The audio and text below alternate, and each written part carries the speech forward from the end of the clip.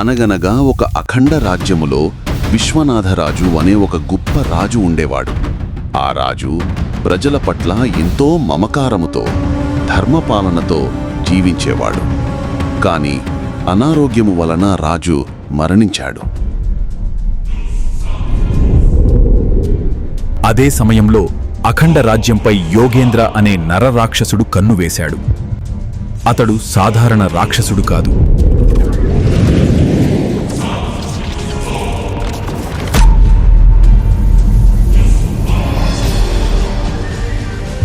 యోగేంద్రకు ఒకే ఒక కోరిక పాత్రం: అఖండ రాజ్య సింహాసనాన్ని స్వాధీనం చేసుకోవడం.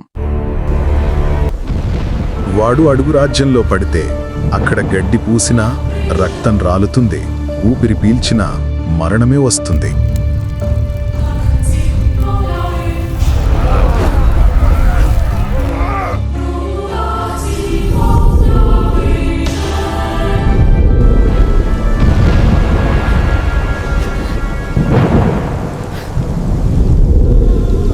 రాజ్యం బలహీనమైపోయింది.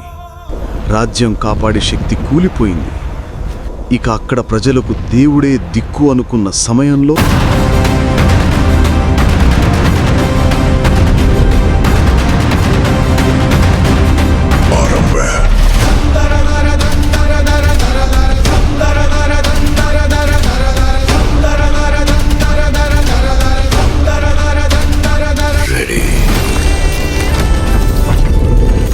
ప్రాచీన కాలములో భారతదేశమంతా ఋషి మునుల తపస్సుతో